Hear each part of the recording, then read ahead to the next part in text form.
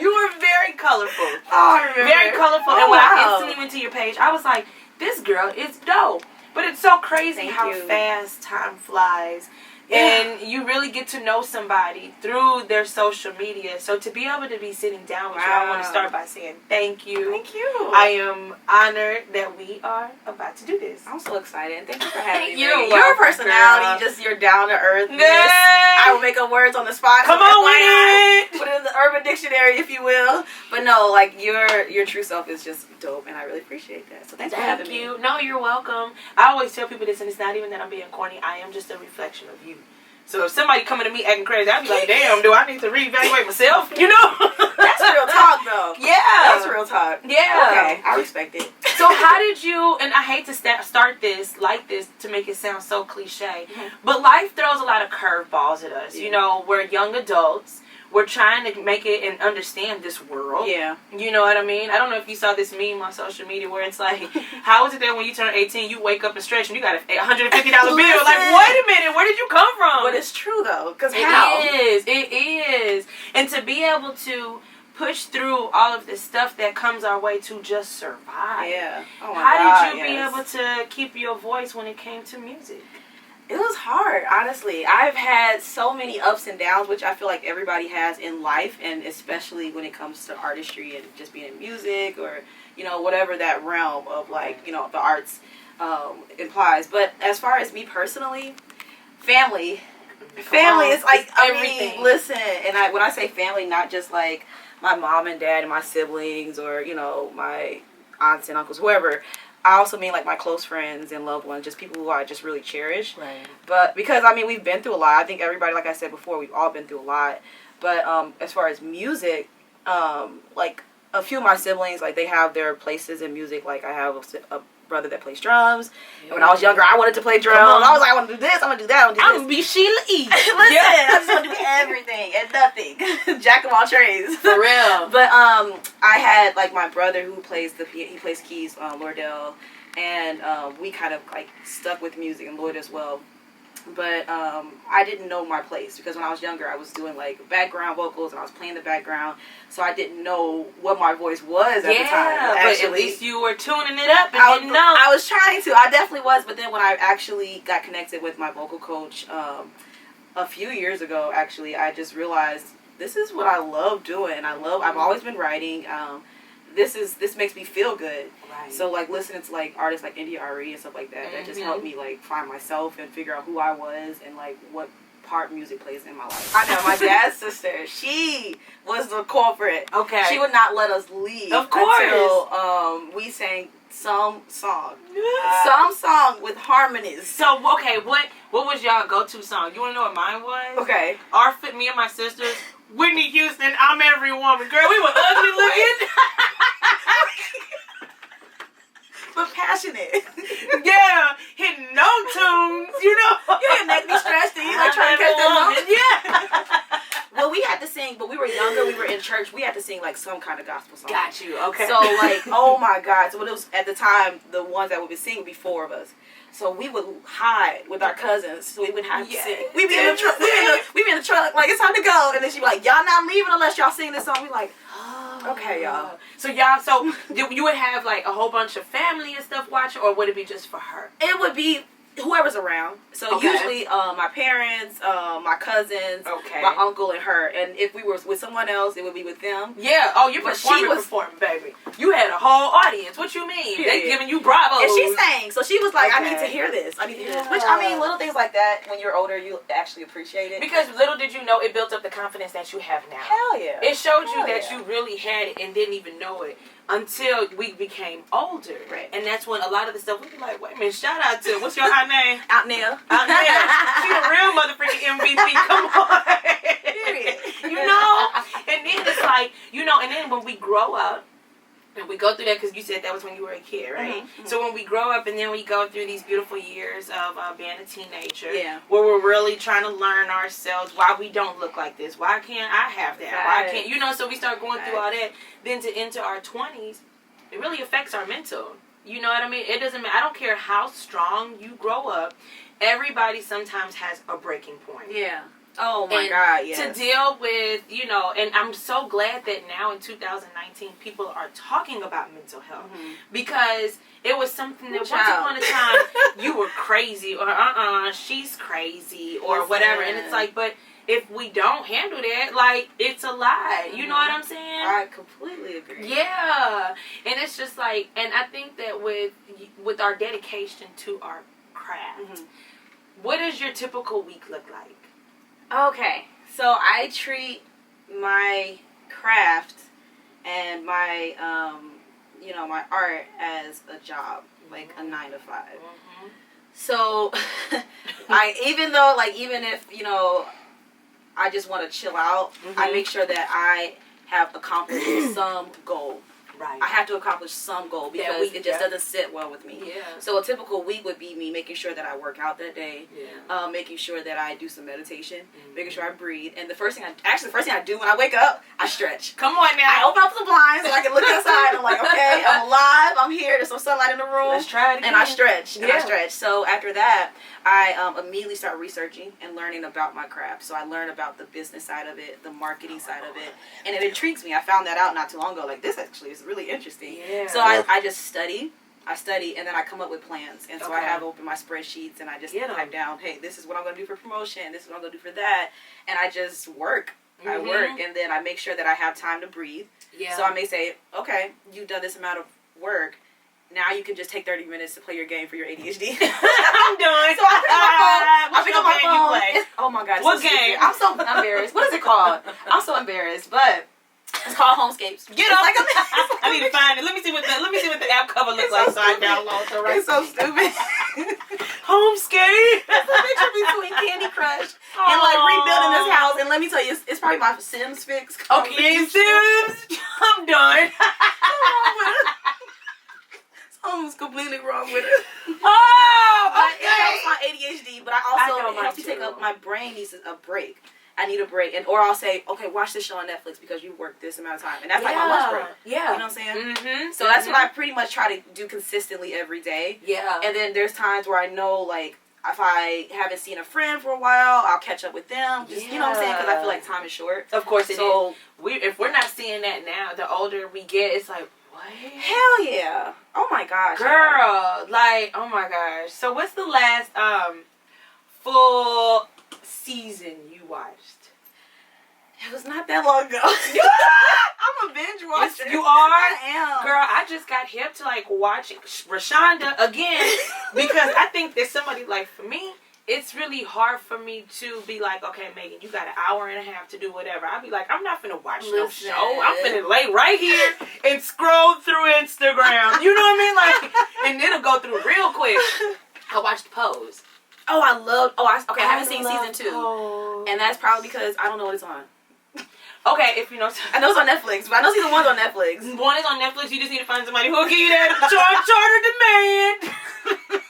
That's what I had to do. Say less. Shout out to Rashonda. So say less, because Pose, I loved it. I just binge watched up until like the latest season, Succession. What's that? Oh my God, it's kind of like this, like almost white collar. But, like, the family is, like, super rich. They're trying to keep their business going. It's on HBO. Okay. But normally, typically, shout out to Mom. Okay. We like the same stuff when it comes to, like, mysteries and stuff. I love a lot of BBC. Ooh. I like BBC, too. Listen, I get so offended. Not offended. Well, I get offended. Like, you gotta watch, like, Luther. Yes. Did you read Madeline books growing up? Yeah, me too. How you know? I've been talking to. Listen. The beret kind of told me that you like that style. Ned. I had the tapes. I had the VHS. I had the Madeline doll with the scar. You know, because remember she got her appendix taken out. Yeah. Yes. Like when I went to London, I actually took a picture in front of the BBC studio. That's awesome. Yes. So we grew up. Me and my siblings, we grew up on a lot of like English literature. So like my mama too, girl. She loved it. So she was always texting me, "Hey, do you know there's a second season of blah blah?" I'm like, oh. So I'll sit back and try to find a show that she hasn't seen yet. I say, "Have you seen? I know you ain't seen this." She's like, "Yeah." So have you been to the UK? Mm-hmm. Okay. So where have you been? I have been London is just like everything. Yeah. But when I go over there, because I've been a few times, I like to stay in Brixton. Okay. But I try to like mix it up. When I first went there, I stayed in Victoria because I was like, I want to feel a little bougie. Come on, it is very big. First time out of the country. But yeah, so over in London, we just did a lot of touring and a lot of like, for the first year was almost backpacking. Because we went to like several different countries. So, but yeah, London is just like, and then me and my sister's like, my mom, she loves London. She loves the literature and all that. So we took her 1 year and it was just like, I love London. Yeah. London town. Like, seriously. so, okay, when you go, do you drink distilled or? It be in those like glasses. Yeah, you know. I will never forget. I was running out of money. I ain't even from the front. That was the first time. The pounds catch up. They do. And then when you got to convert to euros, you're like, no! No! Please, I'm losing my money. And I will never forget. That's when I first had my bagels and lox there. Okay. With the capers and the lemon, Oh, you know. God. And I remember they were like, what would you, I was like, yeah, and I would like a water, you know, because I ain't had no money. And so, you know, I'm used to America where they just go to the fountain and hit the little lever for water. And I'm like, wait a minute. So, wait a minute. They were like, yeah. And she was like, I don't even remember. What is it? Distilled or purified or I don't know. And I was like, it's too much. That's what it is. I was so hurt, but it was a whole vibe. Yeah. Speaking of vibe, that was your single. Nice segue. Yeah. Okay. So what was the inspiration behind Vibe? Oh my God, it's so crazy because out of all the songs that I've written, I didn't necessarily have one. Okay. Because I was talking to one of my music partners, shout out to 4012, and we were just coming up with some new material. Mm-hmm. And then I ran across like this music and I was just like, oh, okay. So I just started writing and I was just like, this is so freaking catchy and it made me feel good. That's what It matters. made me feel so freaking good. I was just like, okay. Yeah. And so when I finally recorded it, I was just like, I got the feel from my engineer. They were like, oh my God, I'm feeling this. Like, this is good. And like when you get that feeling from everybody, it's like, okay. This is a whole vibe. It's for a whole real. vibe. For real. See what I'm saying? Yeah. Where all have you performed Vibe at? I performed Vibe here in St. Louis. Okay.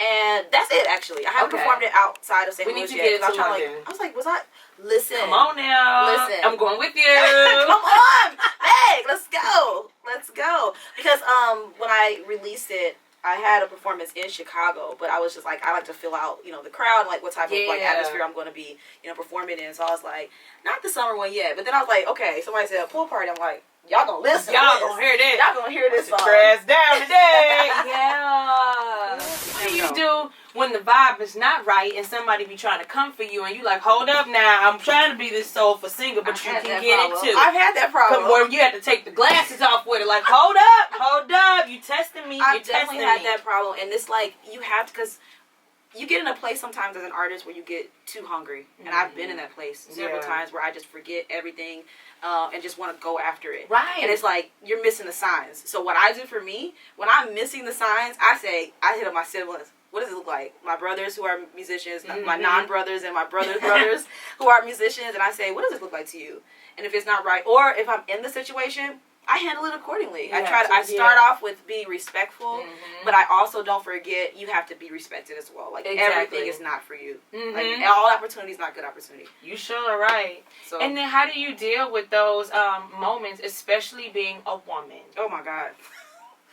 Like a woman, you get what I mean? Mm-hmm. Like, because what's so messed up is we all have those stories where it was just like, did he really just come to me? And not where it's like somebody getting smart with you, just like, wow, this really just presented itself in front of me. Glasses gotta come on. Exactly. Hold on, because we don't want them to break. Listen. Need y'all to see me. You know? So, like, I found, and I'm sure a lot of other women can relate to this, that it's really hard in this industry for women. It's hard as a woman in life. Exactly. Period. But from my experience and what I do, it's hard because a lot of guys, they want something in return. They don't, because what they'll want from other guys is just maybe their money and their talent, and then that's my bro. Right. When it comes to a woman, it's like, they no, you gotta get more. I want that. We call it money cat. I want the your money cat. You be like, leave it alone. She doesn't want you. And it's so uncomfortable. It is. And what happens is, like, I'm an Aries. Okay. I'm an Aries. And see, I'm a Scorpio, so sometimes I think that my energy can get confused. Like, I'm not flirting. I'm hella not flirting with you. Hell yeah. People think that Aries, we do flirt a lot. First of all, not even lie. That London vibe came back with you. It's also our personality. But at the same time, we are natural leaders. And I took on that trait. And I can come off very abrupt. And I think people misunderstand that, but at the same time, in music, and artistry and all of this, there's a thin line between a boss and a bitch. It sure is. And it's like, when you're a woman, unfortunately, you have to balance. You have to balance on that tightrope. You know what I'm saying? Yeah. So what I have to do, I have to like put my foot forward, and I'm upfront with people. I've even told people, hey, if we're doing business together, do not flirt with me. I'm sorry. Like, don't do that. They be like this, look. Won't even look at you. And if you lose that business, but if it made you so uncomfortable, it wasn't for you. It wasn't for you, and that's not fair. Like, what? Then maybe you don't even think I'm talented. Yeah, and when you're able to conquer moments like that, obviously you're ready. You know, your voice is on point. Can you share a little bit of what is ready? Ready. Okay. So, just a little quick backstory. Okay. My first EP, F Girl. We booed. So that one was more of a sexy vibe. Okay. We went from 100 to 0. Okay. I'm trying here. Baby. Whole mouth of a sailor. But me too. Listen, it's okay. It's all in the plan. So that first, like, there were songs on there, like my very first single, Seasons, was a sexier vibe, and it's just like, you know, I like dealing with different aspects of life, and I feel like sex and, like, you know, feelings are part of it. Femininity. Yes, yes. So when I did a single with Maestro Frio, Another Round. Yeah, and so that was kind of that vibe too. But then when I did Vibe, it was like everybody could really enjoy it. So it did really good on Spotify, and a lot of people like embraced it. So now this song Ready is really getting back to that sexiness. Like it's like a put that joint on. And I love hearing people when they say, "Oh, I'm gonna play this in the bedroom." I'll be like, "Yes." Okay, so it's one of those songs. Yeah. Oh my gosh, how soon is it coming out? So it's coming out next month. I want to say next month, October, or because you know October is Tuesday, or is it November? It's not at the door. It's okay, October. So it'll be ready for Scorpio season. It definitely will be ready for Scorpio season. Oh my god! Yes, it'll be ready for Scorpio season. So now that sexy vibe, it just says basically, I want you. Like, so it's like a song for the single woman, for the married woman, for the always. Okay, always. Ooh. You ain't say all that now. Shout out to I know. But like we would perform those plays in front of our parents, and I just always loved. I used to like go around mimicking Alfred Hitchcock. Weird, right? Like, listen, random as hell. What? It's one of my favorite horror story rides. But like, and then I was like, got introduced like Jordan Peele and stuff like that. So like when Jordan Peele is everything. Listen. I want to be like the female version of him. Is that okay? Like a woman protege. Yeah. He's so dope. And so like, basically, when I write, I see a lot. And ironically, it takes longer for me to write the visuals than it does for me the song. I can see usually. that. And I have to listen to it over and over again. I'm like, oh, I see this, I see that. So my idea for Ready is so different and weird. Like, I'm really excited for it, but at the same time, I'm like, okay, Valencia, you have messed up in the back. I have thrown projects in the trash. So I'm like, that didn't come out how it was supposed to. Yeah. So do you ball it up and throw it, or are you one of those people that you have to rip it because you don't want nobody to be able to unfold it? I'm talking about deleting the file that was already recorded. Yes. Spent the money. Oh. But I know how important brand is, and I know how important, expressing myself correctly is. So. Oh my gosh. How many times do you generally listen to a song on repeat? Like any song? Because, what's that? It's a song by her that I've had.